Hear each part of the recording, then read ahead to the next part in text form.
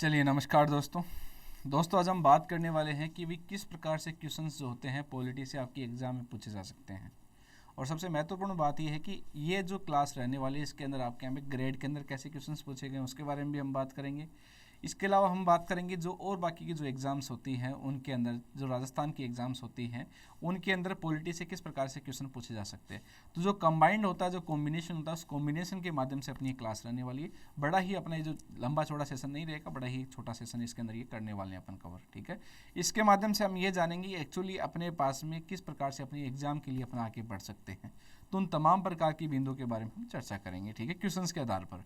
बाकी आपको और कोई ऐसे कोई ज्ञान नहीं दिया जाएगा क्योंकि ज्ञान की कमी नहीं है, आपके पास में भरपूर ज्ञान है।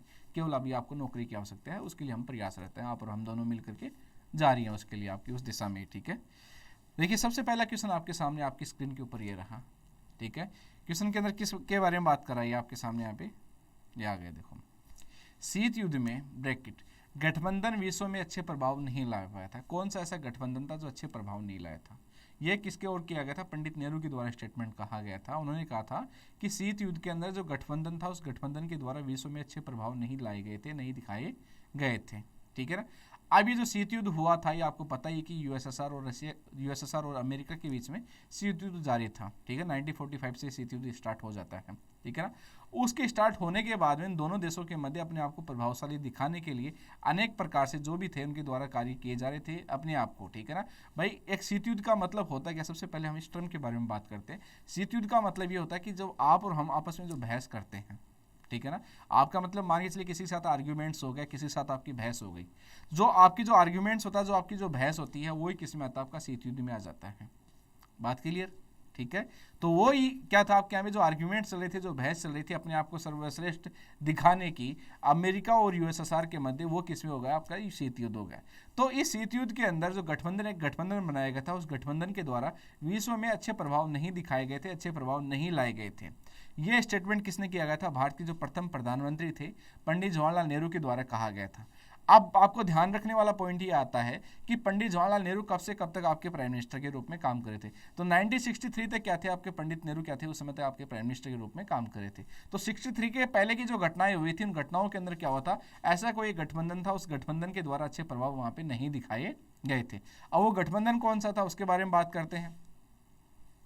एक गठबंधन के अंदर ऑप्शन दिया गया कि विश्व आर्थिक गठबंधन हो गया, सैनिक गठबंधन हो गया, परमाणु गठबंधन हो गया, और एक आपका यहाँ पे सांस्कृतिक गठबंधन हो गया। यदि कल्चरल, यदि किसी प्रकार का कोएलिशन होता है, कल्चरल यदि किसी प्रकार का गठबंधन होता है, तो आर्ग्यूमेंट्स नहीं होते आपके। ठीक है, तो सांस्कृतिक गठबंधन ही होगा। परमाणु गठबंधन था उस समय 1945 के अंदर, जो आपके 1945 के बाद में जो हिरोशिमा और जो नागासाकी के ऊपर जो आपके हमें बम अटैक हुए थे, उसके बाद में भी क्या होता, उस गठबंधन के अंदर क्या होता, दुनिया के अंदर दो दूरियों के अंदर आपके हमें उसको डिवाइड करने का काम कर दिया गया था। तो आता क्या था आपके हमें, जो भी विश्व आर्थिक गठबंधन किया गया था कि भाई इकोनॉमिक एक्टिविटीज बढ़ेंगी तो लोगों के मध्य क्या होगा, आपके यहाँ पे जो वैमनस्यता है लोगों के मध्य, जो एक दूसरे के प्रति जो भेदभाव है या एक दूसरे के प्रति बोलते हैं ना कि वो उसके प्रति वो जो दुश्मनी वाली जो बात आ जाती है, वो क्या रहेगी उसके अंदर आपके यहाँ पे प्रभावी रूप से नहीं रहने वाली है। ठीक है, तो क्या आ जाएगा आपका यहाँ पे, ये विश्व आर्थिक गठबंधन क्या था, इसके द्वारा विश्व के अंदर अच्छे प्रभाव शीत युद्ध के दौरान नहीं दिखाए गए थे, क्योंकि दुनिया के जो कुछ देश थे वो अमेरिका की तरफ आ गए थे, कुछ देश किसकी तरफ आ गए थे, यूएसएसआर की तरफ आ गए थे। अमेरिका की तरफ हो गए, कुछ देश किसकी तरफ हो गए, आपके यूएसएसआर की तरफ हो गए। इसलिए उन दोनों के मध्य वहां पे देशों के द्वारा देश डिवाइड होने की वजह से ये प्रभावी रूप से इसके द्वारा, ठीक है, प्रभावी रूप से अपनी भूमिका को या अपने प्रभाव को दिखाने का काम नहीं किया गया था। प्रभावी रूप से अपने प्रभाव इसके द्वारा नहीं दिखाए गए थे, प्रभाव नहीं दिखाए गए थे, नहीं दिखाए गए थे। ठीक है, यहां तक की बात होगी क्लियर? आ गया तक का पॉइंट क्लियर? अगला क्वेश्चन देखिए। अगला क्वेश्चन क्या कह रहा है कि राजस्थान के निम्नांकित राज्यपाल में से कौन राज्यपाल बनने से पूर्व राजस्थान लोक सेवा आयोग के सदस्य रहे हैं?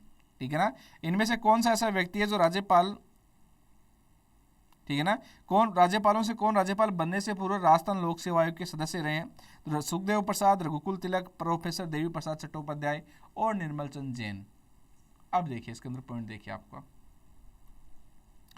निर्मल चंद जैन जो रहे आपके यहाँ भी क्या थे, आपके हाईकोर्ट के अंदर से संबंधित थे। ठीक है, तो इनका नहीं आएगा ये। प्रोफेसर देवी प्रसाद चट्टोपाध्याय 1990 में बनाए गए थे। बंगाल से आने वाले, बंगाली मूल के जो बोलते हैं उसको, बंगाल से आने वाले प्रथम व्यक्ति थे जिन्हें राजस्थान का राज्यपाल बनाया गया था। तो ये भी नहीं आएंगे आपकी। लेखक थे, इनका जन्म कहाँ हुआ था? बांग्लादेश में हुआ था। ठीक है ना। जितने भी आप राज्यपाल के बारे में पढ़ोगे, तो कल से अपना सेशन स्टार्ट हो रहा है, उसके अंदर आप जानोगे कि भाई जितने भी जो राज्यपाल पैदा राजस्थान में जो बनाए गए थे, उनमें से अधिकांश पाकिस्तान में पैदा हुए थे या भारत के अंदर पैदा हुए थे। और बांग्लादेश के अंदर जो पैदा होने वाले जो राज्यपाल थे, बांग्लादेश में जो पैदा होने वाले जो व्यक्ति थे जिन्हें राजस्थान का राज्यपाल बनाया गया था, वो कौन आ जाएंगे? आपके प्रोफेसर देवी प्रसाद चट्टोपाध्याय हो जाएंगे। ठीक है ना। तो इनको भी क्या नहीं थे, आपके राजस्थान लोक सेवा आयोग के सदस्य नहीं रहे थे। ठीक है। उसके बाद में आता है आपके सामने नाम रघुकुल तिलक का। तो रघुकुल तिलक क्या रहे थे? आपके राजस्थान लोक सेवा आयोग के सदस्य के रूप में इनके द्वारा काम किया गया था।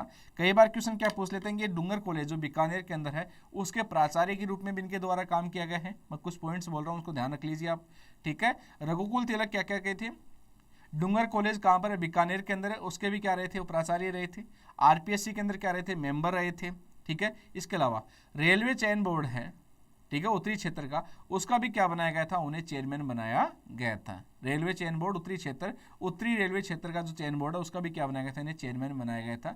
ये इस प्रकार से कुल 3 पदों के ऊपर ही रहते हैं। उसके बाद में क्या बनाया गया था? 1977 के अंदर, 1977 के अंदर राजस्थान का राज्यपाल बनाया जाता है। जब ये राज्यपाल होते हैं, तब उसी समय क्या होता है? प्रथम जो जनता पार्टी की सरकार बनी थी, या प्रथम जो गैर कांग्रेस पार्टी की सरकार बनी थी, वो इन्हीं कार्यकाल के दौरान बनती है। और भैरव सिंह शेखावत को क्या बनाया जाता है? यहाँ पर चीफ मिनिस्टर बनाने का काम किया जाता है। चीफ मिनिस्टर किसे बनाया जाता है? भैरव सिंह शेखावत को यहाँ का चीफ मिनिस्टर बनाया जाता है। तो ये कौन हो जाएगा आपके यहाँ पे? रघुकुल तिलक क्या हो जाएगा? इसका बिल्कुल सही जवाब हो जाएगा कि राजस्थान लोक सेवा आयोग के सदस्य कौन रहे थे। तब आप क्या कहोगे? रघुकुल तिलक। आपका यहाँ पे बिल्कुल सही आंसर आपका ये आ जाएगा। ठीक है। आगे यहाँ तक की बात समझ में? ठीक है। यहाँ तक का पॉइंट क्लियर कि राजस्थान राज्यपाल बनने से पूर्व राजस्थान लोक सेवा आयोग के सदस्य रहे थे, तो रघुकुल तिलक हो जाएंगे। अगला क्वेश्चन देखिए, राष्ट्रपति निर्वाचन के लिए नाम निर्देशन पत्र प्रस्तुत करने के लिए इनमें से कौन सा कथन सही है? राष्ट्रपति निर्वाचन के लिए नाम निर्देशन पत्र प्रस्तुत करने के लिए इनमें से कौन सा कथन आपका यहाँ पे सही रहने वाला है, उसके बारे में आपको बताना है। पहला पॉइंट क्या कर रहा है कि नाम निर्देशन पत्र पर कम से कम 50 निर्वाचकों के हस्ताक्षर, 50 निर्वाचकों के हस्ताक्षर प्रस्तावकों के रूप में और कम से कम 50 निर्वाचकों के हस्ताक्षर समर्थकों के रूप में होना चाहिए। ठीक है ना। किसी अभ्यर्थी को निर्वाचन के लिए तब तक सम्यक रूप से निर्दिष्ट नहीं समझा जाएगा जब तक वह 15,000 रुपये की राशि निश्चित नहीं करता या कराता है। जहां कोई अभ्यर्थी एक से अधिक नाम निर्देशन पत्रों को द्वारा नाम निर्दिष्ट करता है, वहां उसे मात्र एक निक्षेप करना होता है। ठीक है। तो इनमें से सही विकल्प कौन सा रहने वाला, उस विकल्प के बारे में बात कही गई है। देखिए, एक तो क्या है, इसे गूगल ट्रांसलेटेड लैंग्वेज है ये, पहली बात तो इसलिए आपके कुछ चीज़ें हिंदी टर्म्स है वो आपके समझ में नहीं आएंगी। तो इसमें पॉइंट क्या क्या हो गया आपका ये। ठीक है ना। आरपीएससी के द्वारा जो क्वेश्चन डाला गया था, इसी भाषा के अंदर सेम डाला गया था। मैं चाह रहा था कि इसको चेंज करें, बट जो कुछ हमारे जो टीम के कुछ सदस्य उन्होंने कहा सर एक बार आप इसी लैंग्वेज के अंदर लेके जाइए जिससे बच्चों को पता रहे वास्तविक रूप से क्या क्या इसके अंदर क्वेश्चन के पेपर के अंदर डाला हुआ था। ठीक है। देखिए, पहला कह रहा है कि इसके अंदर आपके यहाँ पे कह रहा है कि 50 क्या होना चाहिए इसके अंदर प्रस्तावक, 50 क्या होना चाहिए? प्रस्तावक होने चाहिए और अनुवादक होने चाहिए। ठीक है ना। 50-50 का वहाँ पे कॉम्बिनेशन होता है। कारण क्या होता है भाई, 50 जो अनुवादक जो प्रस्तावक होंगे वो क्या करेंगे? राष्ट्रपति बनने के लिए बताएंगे तो साहब हम ये 50 लोग हैं, हम चाहते हैं कि ये जो XYZ जो व्यक्ति है क्या बने, वहाँ पे राष्ट्रपति बने। ठीक है। फिर 50 क्या होते हैं? अनुमोदक होते हैं। अनुमोदक क्या करते हैं? उसका समर्थन करते हैं। साहब 50 लोगों ने जो बात कही गई है उस 50 लोगों की बात के साथ में हम सहमत हैं। दोनों बातें क्लियर। पहली बात क्या आती है उसके अंदर कि जब भी राष्ट्रपति के द्वारा किसी व्यक्ति के द्वारा जब अपना पर्चा भराया जाता है तो उसके लिए 50 तो क्या होते हैं? प्रस्तावक की आवश्यकता होती है, 50 क्या होती है? उसके लिए अनुमोदक की आवश्यकता होती है। ये दोनों क्या होते हैं? संख्या के अंदर अलग अलग रूप से होते हैं। ठीक है ना। दोनों क्या होते हैं? संख्या के अंदर अलग अलग रूप से इनकी संख्या ये होती है। वे 50 प्रस्तावक अलग होंगे, 50 अनुमोदक क्या होंगे? अलग होंगे। जिन 50 प्रस्तावकों के द्वारा हाँ भरी गई है उनको अनुमोदित करने के लिए, उनकी बात को कन्फर्म करने के लिए क्या होते हैं? 50 अनुमोदक होते हैं। ठीक है। तो ये पहला पॉइंट तो क्या आ जाएगा आपका? MF साहब बिल्कुल सही हो जाएगा कि राष्ट्रपति का चुनाव के लिए 50 क्या होते हैं? इसके अंदर प्रस्तावक होते हैं और 50 ही क्या होते हैं? इसके अंदर अनुमोदक होते हैं। यहाँ तक की बात क्लियर। सेकेंड पॉइंट किसके बारे में बात कर रहे हैं? ठीक है ना। अगला करा कि राशि निश्चित नहीं करता है कराता है, इसका मतलब क्या होगा? जमानत राशि के बारे में बात कर रहा है। किसके बारे में बात कर रहा है? जमानत राशि के बारे में बात कर रहा है कि 15,000 रुपए क्या होने चाहिए उसके बारे में आपके यहाँ पे जमानत राशि होनी चाहिए उसके पास में। ठीक है। कितनी होनी चाहिए उसके पास में? 15,000 रुपए क्या होने चाहिए? राष्ट्रपति का चुनाव लड़ने के लिए क्या होना चाहिए? उसके पास में जमानत राशि होनी चाहिए। देखिए अब इसके बारे में बात करते हैं, ठीक है। और कितने बता रहा है आपके सामने, 50, ये क्या बता रहा है, 15,000 रुपये। क्या है क्वेश्चन भाई, हाँ ये कह रहा है कि साहब इसके अंदर क्या होना चाहिए, 15,000 रुपये आपके यहाँ पे क्या जमानत राशि के रूप में होनी चाहिए, ठीक है ना। आगे बात समझ में। अब ये सेकंड पॉइंट भी आपका यहाँ बिल्कुल सही हो जाता है साहब। उसके बाद जमानत राशि के बारे में बात होगी, सेकंड पॉइंट भी आपका यहाँ पे ये बिल्कुल सही आ जाता है, ठीक है ना। आगे यहाँ तक की बात समझे, ठीक है। अब इसमें एक पॉइंट और आपको यहाँ पे ध्यान रखने वाला बात होगी जो मेरे अभी दिमाग में आई है, ये कि जो 15,000 रुपये जो दिया जाएगा, ये 15,000 रुपये आप फ़ोन पे, गूगल पे, पेटीएम वेटीएम नहीं कर सकते साहब, नहीं आप चेक दे सकते, केवल नगद देना होगा। आ रही है बात समझ में। यदि राष्ट्रपति का चुनाव लड़ने जा रहे हो और यदि आप सोचो कि वहाँ पे फ़ोन पे वाला वो स्कैनर होगा, आप स्कैन करके उसको 15,000 रुपये का डिमांड कर दोगे, नहीं। उसके लिए होगा क्या कि यदि आपके पास में नगद है तो ही क्या होगा, वहाँ पे एक्सेप्टेंस होगा, वरना चेक, डिमांड ड्राफ्ट, गूगल पे, फ़ोन पे कोई काम नहीं आने वाला आपके यहाँ पे। राष्ट्रपति का चुनाव लड़ने आना है, ठीक है। तो क्या होना चाहिए, उसके पास में 15,000 रुपये की राशि होनी चाहिए, ठीक है। अब इसके अंदर 15,000 रुपये की यदि राशि उसके द्वारा उपलब्ध करवाई जाएगी तो क्या होगा, उसको वहाँ पे फॉर्म आगे अप्लाई हो जाएगा। नहीं होगी, जमानत राशि के रूप में होती है वो, और यदि नहीं करवाता तो वहाँ पे क्या होगा, उसको वहाँ पे वो फॉर्म क्या हो जाए, रिजेक्ट हो जाएगा। तो क्या करा, किसी अभ्यर्थी को निर्वाचन के लिए तब तक सम्यक रूप से नाम निर्दिष्ट नहीं समझा जाएगा तब तक वह 15,000 रुपये की राशि निक्षिप्त नहीं करता या कराता है। मतलब जब तक उसके द्वारा 15,000 रुपये नहीं जमा करवाए जाएंगे तब तक उसका फॉर्म एक्सेप्ट नहीं होगा। वही वाली बात है जो आपकी फॉर्म फीस वाली बात है। जब आप किसी एग्जाम का फॉर्म भरते हो, आपने डिटेल तो पूरी भर दी हो, लेकिन जब बात लास्ट में पेमेंट की आती है, यदि वहाँ पे आपने 15,000 रुपये का पेमेंट नहीं किया है तो आपका फॉर्म क्या होगा, वहाँ पे एक्सेप्ट नहीं होगा। तो वही पॉइंट यहाँ पे आपका ये आ जाता है। तो सेकंड पॉइंट भी क्या था आपका, हमें बिल्कुल ठीक है ये बात भी आपके यहाँ पे। थर्ड पॉइंट क्या कह रहा है कि जहाँ कोई अभ्यर्थी एक से अधिक नाम निर्देशन पत्रों द्वारा नाम निर्दिष्ट है वहाँ उसे मात्र एक निक्षेप करना होता है, ठीक है ना। अब यदि मान के चलिए कोई जहाँ कोई अभ्यर्थी एक से अधिक नाम निर्देशन पत्रों के द्वारा नाम निर्दिष्ट है, ठीक है, तो उसे वहाँ पे क्या करना होता है, मात्र एक जो निक्षेप करना होता है, उसके बारे में बात कही गई है, ठीक है। तो ये क्या होता है आपके यहाँ पे, एक से अधिक नाम निर्देशन के बारे में वहाँ पे डिस्कस नहीं किया गया, तो केवल क्या हो जाएगा, पहला और दूसरा क्या आ जाएगा, इसका आपके यहाँ पे सही आंसर इसका ये आ जाएगा, ठीक है। ई सचिवालय क्या है, अगला पॉइंट क्या था आपके सामने, किसके बारे में बात कराइए, ई सचिवालय के बारे में बात करो साहब। ई सचिवालय क्या है, तो राज्य सरकार की नीति है, एक परियोजना, एक सचिवालय है, एक सॉफ्टवेयर है, ठीक है। तो नीति भी नहीं है, परियोजना भी नहीं है, सचिवालय भी नहीं है, तो क्या जाएगा, एक सॉफ्टवेयर हो जाएगा। उसके माध्यम से, सचिवालय के माध्यम से जो कुछ भी काम किया जा रहा है उसको ऑनलाइन क्या किया जा सकता है, वहाँ पे शो करने का काम किया जा सकता है, ठीक है। तो ई सचिवालय क्या हो जाएगा आपका, एक सॉफ्टवेयर हो जाएगा। क्या कह रहा है, निम्नलिखित में से कौन प्रधानमंत्री के पद पर रहते हुए राज्यसभा में सदन के नेता नहीं रहे हैं।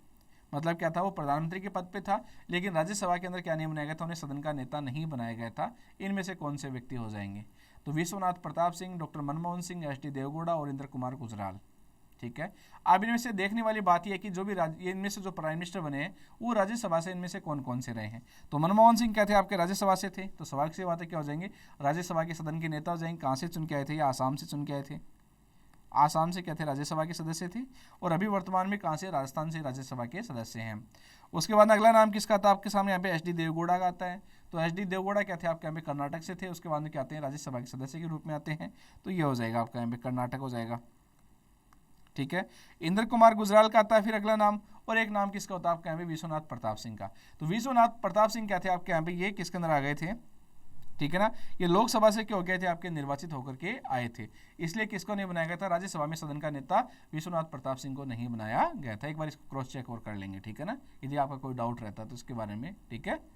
लोकसभा में सरकारी दल का मुख्य सचेतक कौन होता है, होती नहीं है भाई, कौन होता, होती है की बात है। तो संसदीय सचिव, गृह मंत्री, लोकसभा का महासचिव या संसदीय कार्य मंत्री, ठीक है। अमूमन जो मुख्य सचेतक जो होता है वो किसको बनाया जाता है आपके यहाँ पे, संसदीय कार्य मंत्री को बनाया जाता है। मतलब दोबारा से, अमूमन जो भी सरकारी दल का जो मुख्य सचेतक होता है, सरकारी दल का मतलब क्या होता है, जिस पार्टी की सरकार है, ठीक है, उस पार्टी का जो एक सचेतक होगा उसको क्या कहा जाएगा, मुख्य सचेतक कहा जाएगा। इसकी नियुक्ति करने का काम कौन करेगा, प्राइम मिनिस्टर करेगा, ठीक है। अब वो किसको करेगा, उसकी चॉइस के ऊपर है, ठीक है, या तो कोई मिनिस्टर भी हो सकता है या क्या हो सकता है, विदाउट कोई मिनिस्टर भी हो सकता है। अमूमन किसको करते हैं, संसदीय जो कार्य मंत्री होता है उस संसदीय कार्य मंत्री को ही क्या करना होता है, वहां पे मुख्य सचेतक के रूप में बनाया जाता है। यदि संसदीय कार्य मंत्री नहीं करता तो उसकी सहायता के लिए क्या होता है, वहां पे अलग से किसी और कोई अन्य जो व्यक्ति होता है जो लोकसभा के अंदर निर्वाचित होकर आया होता है उसको वहां पे मुख्य सचेतक के रूप में जिम्मेदारी दी जाती है। ठीक है, किस भारतीय लेखक या विचारक ने विश्व सरकार के विचार का विरोध करते हुए वैश्विक स्तर पर 20 से 25 क्षेत्रीय महासंघ बनाने का उसके द्वारा विचार प्रस्तुत करने का काम किया गया था? ठीक है ना, अरविंद ने, जसजीत सिंह ने, रजनी कोठारी ने या भरत कन्नाड ने? इसके अंदर थोड़ा सा टाइपिंग एरर है, इस क्वेश्चन को अपन यहीं भी स्किप करते हैं। मंत्रिपरिषद द्वारा राष्ट्रपति को दी गई सलाह की जांच की जा सकती है। सर्वोच्च न्यायालय के द्वारा, लोकसभा द्वारा गठित जांच समिति के द्वारा, राज्यसभा द्वारा यह सलाह जांच के दायरे में नहीं आती है। यदि भाई मंत्रिपरिषद के द्वारा यदि राष्ट्रपति को दी गई सलाह की यदि जांच की जाने लग गई तो फिर तो कोई सलाह ही मान्य नहीं होगी। तो ध्यान ये रखना होगा कि जो भी सलाह दी जा रही है उसके ऊपर किसी प्रकार की न्यायिक समीक्षा करने का काम नहीं किया जा सकता। ठीक है ना, वो क्या नहीं आती, आपके यहाँ भी जांच के दायरे में नहीं आती है। ठीक है, यदि न्यायपालिका का इतना हस्तक्षेप बढ़ जाएगा कि भाई राष्ट्रपति और मंत्रिपरिषद के मध्य क्या निर्णय लिए जा रहे हैं तो फिर तो सर्वोच्च कौन हो जाएगी, आपकी न्यायपालिका हो जाएगी। न्यायपालिका के द्वारा क्या किया जाएगा, लोकतंत्र को चलाने का काम किया जाएगा। फिर जो जनता के द्वारा जो चुने हुए जो प्रतिनिधि होते हैं उनकी बात क्या होगी, वहाँ पे किसी प्रकार की वैल्यूएबल नहीं रहने वाली है। ठीक है, तो जांच किसके द्वारा की जाएगी, जांच क्या होती है, कभी भी ये आपके यहाँ पे जांच, ये जो सलाह होती है, सलाह कभी भी जांच के दायरे में नहीं आती है। इनका मिलान करना है, एक तरफ मुख्यमंत्री के बारे में बात की गई, एक तरफ राज्यपाल के बारे में बात की गई है। तो कौन कौन कब कब क्या बने थे, आपके मुख्यमंत्री बने थे, राज्यपाल बने थे, इसके बारे में बात करते हैं। सबसे पहले बात करते हैं आपकी भैरू सिंह शेखावत के बारे में। तो भैरू सिंह शेखावत जब चीफ मिनिस्टर कब कब बने थे, पहली बार 77 में बने थे, उसके बाद 90 में, उसके बाद 92 के अंदर। ठीक है ना, अब इनमें से जो राज्यपाल इनमें से देखते हैं कि भाई 77 के अंदर कौन थे राज्यपाल, तो क्या जगह आपके यहाँ पे रघुकुल तिलक हो जाएगा। तो इसके साथ में मैच कौन खा रहा है, भैरू सिंह शेखावत के साथ में कौन हो गया, रघुकुल तिलक हो गए। ठीक है, उसके बाद में किसका नंबर आता है, बरकतुल्ला खान का आता है। बरकतुल्ला खान कब चीफ मिनिस्टर बनते हैं, 71 में, जैसे मोहनलाल सुखाड़े के द्वारा अपना पद त्याग दिया जाता है उसके बाद में बरकतुल्ला खान को चीफ मिनिस्टर बनाया जाता है। और 72 के अंदर चुनाव होते हैं, चुनाव होने के बाद में वापस से कौन बनते हैं, बरकतुल्ला खान चीफ मिनिस्टर बनते हैं। उनकी पद पर रहते हुए क्या हो जाती है, उनकी मृत्यु हो जाती है। तो उस समय कौन आ जाएगा आपके सामने, यहाँ पे क्या कहोगे, सरदार जोगेंद्र सिंह आ जाएंगे। ठीक है, कौन हो गया ये, यहाँ पे सरदार जोगेंद्र सिंह हो गया। फिर बात आती है मोहनलाल सुखाड़िया की। तो मोहनलाल सुखाड़िया कब बनाए थे, 1954 के अंदर बनाया गया था उनको। ठीक है, उसके बाद में कौन बनाए जाते हैं आपके यहाँ पे, गुरुमुख निहाल सिंह होते हैं, उसके बाद संपूर्णानंद रेड्डी होते हैं, उसके बाद में कौन होते हैं आपके, वो सरदार हुकम सिंह होते हैं। इनके कार्यकाल के दौरान कौन होते हैं, मोहनलाल सुखाड़िया होते हैं। तो इनके साथ में कौन मैच करेगा, नंबर 3 इनके साथ में मैच कर जाएगा। ठीक है, अगला कौन आ जाएगा, वसुंधरा राजे 2003 में बनती है, तो कौन आ जाएगा इनके साथ में, आ जाएगा मदन लाल खुराना हो जाएगा। ठीक है, तो क्या हो जाएगा इसका 1 2 3 4, तो ए ऑप्शन क्या आ जाएगा इसका, बिल्कुल सही जवाब आपके सामने यहाँ पे ये हो जाएगा। ठीक है ना, 1 2 3 4 क्या आ जाएगा इसका, बिल्कुल सही आंसर ये हो जाएगा। ब्लैक स्किन व्हाइट मास्क नामक पुस्तक के लेखक कौन है। ठीक है, इसमें कुछ टेक्निकल एरर हैं, कुछ पुस्तकों के नाम है, तो इसके बाद में हम डिस्कस करेंगे इसके बारे में। संविधान में महान्यायवादी के विचार का जो महान्यायवादी के पद का विचार कौन से देश से लिया गया था, जर्मनी से, कनाडा से, ब्रिटेन से या ऑस्ट्रेलिया से लिया गया था। ठीक है, तो स्वाभाविक सी बात है कि जर्मनी से क्या लिया गया था, आपातकाल के प्रबंधन लिए गए थे। कनाडा से क्या लिए गए थे, केंद्र और राज्य के मध्य संबंधों के बारे में बात की गई थी। राज्यपाल के पद के बारे में बात की गई थी, वो कहाँ से लिया गया था, कनाडा से लिया गया था। ब्रिटेन से किसके बारे में बात आ गई, तो ब्रिटेन से कौन आ जाएगा आपके यहाँ पे, महान्यायवादी का पद जो होता है उसको ब्रिटेन से ग्रहण करने का काम किया गया था। इसमें डबल मात्रा लगा दी गई, पहले बोला भी गया था इसको। ठीक है, तो ब्रिटेन होगा आपके यहाँ पे। ऑस्ट्रेलिया से क्या लिया गया था, आपके यहाँ पे समवर्ती सूचियों को लिया गया था, ऑस्ट्रेलिया से लिया जाता है। ठीक है, आर्टिकल 40 का संबंध इनमें से किसके साथ में, सहकारी सोसाइटी, निःशुल्क विधिक सहायता, पंचायती राज या पर्यावरण संरक्षण। तो आर्टिकल 40 है किसके अंदर आ जाए, आपके हमें गांधीवादी जो नीति निर्देशक तत्व थे, डायरेक्टिव जो प्रिंसिपल थे, डीपीएसपी थे, उनमें क्या किया गया था, इसको शामिल करने का काम किया गया था अनुच्छेद 40 के अंदर। ठीक है, तो वो किसके अंदर आ जाएगा आपके यहाँ पे, इन सहकारी सोसाइटी का संवर्धन करने का काम आता है क्या, बिल्कुल नहीं आता है, ये आर्टिकल 43 में आता है। निःशुल्क विधिक सहायता आती है क्या, ये भी नहीं आती है इसके अंदर आपके यहाँ पे, तो क्या आ जाएगा, पंचायती राज हो जाएगा। तो आर्टिकल 40 के अंदर क्या लिया गया था, पंचायती राज व्यवस्था को लेने का काम किया गया था।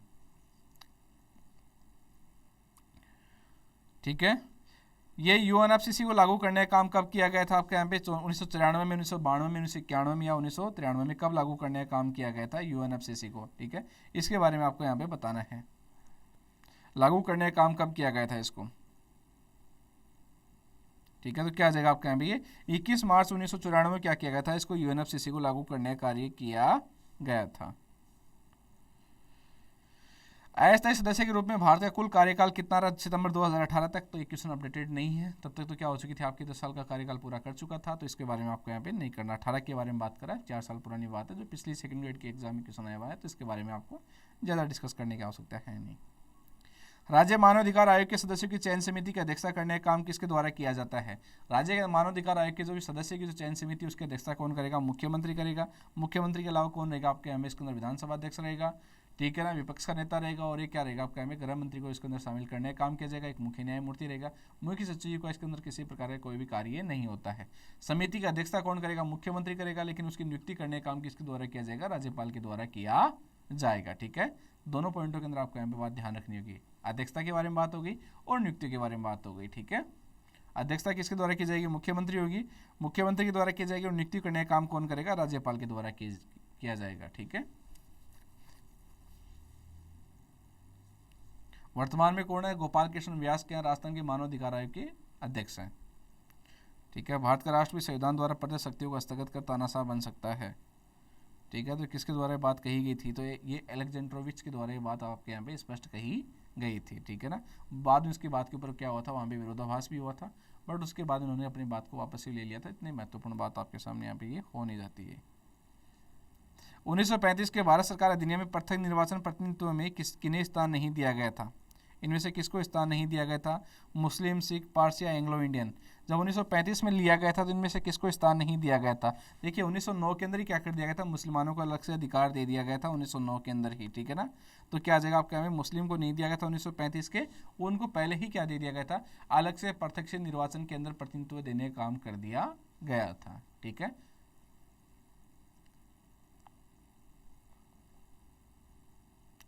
परमाणु व प्रसार संधि के संयुक्त राष्ट्र महासभा द्वारा स्वीकार करने का काम कब किया गया था? प्रसार संधि को कब स्वीकार किया गया था? 1965 में, 68 में, 66 में या 67 में? कब स्वीकार करने का काम किया गया था परमाणु व प्रसार संधि को? B.R. अम्बेडकर नहीं है। ठीक है, पुस्तक के बारे में तो we the people the problem of the rupee, क्या कर रहा है? कौन सी पुस्तक के लेखक डॉक्टर B.R. अम्बेडकर नहीं है। ठीक है ना, तो क्या हो जाएगा? अगर द प्रॉब्लम ऑफ द रूपी ये किसकी किताब है? ये डॉक्टर B.R. अम्बेडकर की किताब है। कब लाई गई थी? 1923 में लाया गया था इसको। ठीक है, अगला क्या कर रहा है कि पाकिस्तान और the partition of the India, Pakistan और द पार्टीशन ऑफ इंडिया आ जाएगा आपके यहाँ पे। ठीक है, ये किसके आ गई थी आपके यहाँ पे? ये डॉक्टर B.R. अम्बेडकर की थी। 1945 में इसको लाने का काम किया गया था। द बुद्ध एंड कौन सी आ जाएगा आपके यहाँ पे? हिज धम्म। ठीक है ना, तो ये किसके बारे में बात आ जाएगा आपके यहाँ पे? कब आ जाएगा? 1957 के अंदर। तो तीनों किताबें किसके द्वारा लाई गई थी आपके यहाँ पे? B.R. अम्बेडकर के द्वारा लाई गई थी। 23, 45 और क्या जाएगा आपके यहाँ पे? ये 57 हो जाएगा। तो कौन सी किताब नहीं थी इसकी? वी द पीपल क्या नहीं थी आपकी? ये इसकी किताब नहीं थी ये। ठीक है, अगला कारण इनके साथ में कौन सा युग्म आपका हमें सही सुमेलित नहीं है? जयप्रकाश नारायण, दीनदयाल उपाध्याय, राम मनोहर लोहिया और क्या जगह आपके यहाँ पे? एम एन रॉय। ठीक है ना, तो संपूर्ण क्रांति के द्वारा किसके द्वारा लाई गई थी आपके यहाँ पे? संपूर्ण क्रांति इनके द्वारा लाई गई थी। एकात्म मानववाद किसके द्वारा लाया गया था? दीनदयाल उपाध्याय के द्वारा लाया गया था। राम मनोहर लोहिया है, मनोहर है। ठीक है ना, राम मनोहर लोहिया के द्वारा क्या लाया गया था आपके यहाँ पे? अपवाद सिद्धांत के बारे में बात करें। एम एन रॉय नवमानवाद। तो क्या ना जाएगा आपके यहाँ पे? सी ऑप्शन क्या हो जाएगा आपके यहाँ पे? सही रूप से सुमेलित नहीं है। अपवाद सिद्धांत राम मनोहर लोहिया के द्वारा नहीं दिया गया था।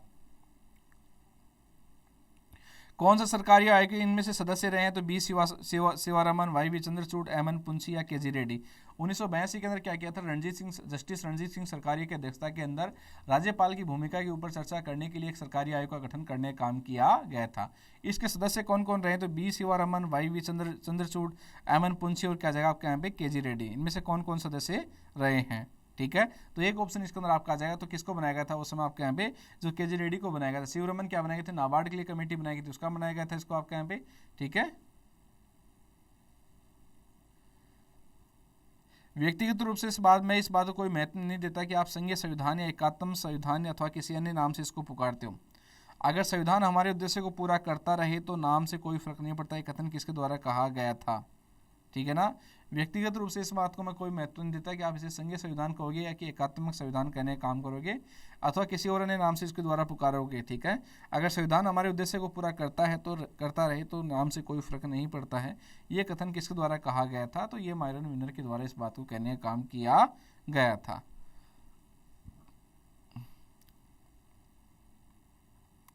दो 2013 से लेकर 18 के जो मुख्य सचिव के इनका समूह क्या हो जाएगा आपका? राजीव महर्षि, निहाल चंद गोयल, सीके मैथ्यू। ठीक है, 2013 से लेकर 2018 के बीच जो मुख्य सचिव बनाए गए थे, तो पहले किसको बनाया गया था? राजीव महर्षि को बनाया गया था। राजीव महर्षि के बाद में क्या जाएंगे आपके सबसे कम समय के लिए कौन रहे थे? निहाल चंद गोयल हो जाएंगे। उसके बाद में किसको बनाया था? C K Matthew. सीके मैथ्यू पहले रह चुके थे। ठीक है भाई, चलिए देखिए इसके अंदर देखिए एक चीज़ है, इसके अंदर आपके यहाँ पे ये सीके मैथ्यू आपके यहाँ पे पहले रह चुके थे, तो इसके अंदर थोड़ा सा ये करेक्शन है, एक बार इसको देखना पड़ेगा। आज की सेशन के अंदर क्वेश्चन के सेशन के अंदर हमने इसके बारे में डिस्कस किया, इसके बारे में हमने जाना। ठीक है, अभी यदि इसके बारे में कोई आपका डाउट हो, कैसा कोई डाउट रहेगा उसके बारे में हम क्या कर लेंगे, डिस्कस कर लेंगे। जो भी जैसे आपकी समस्या रहेगी उसको सॉर्ट आउट करने का प्रयास किया जाएगा। ओके, धन्यवाद।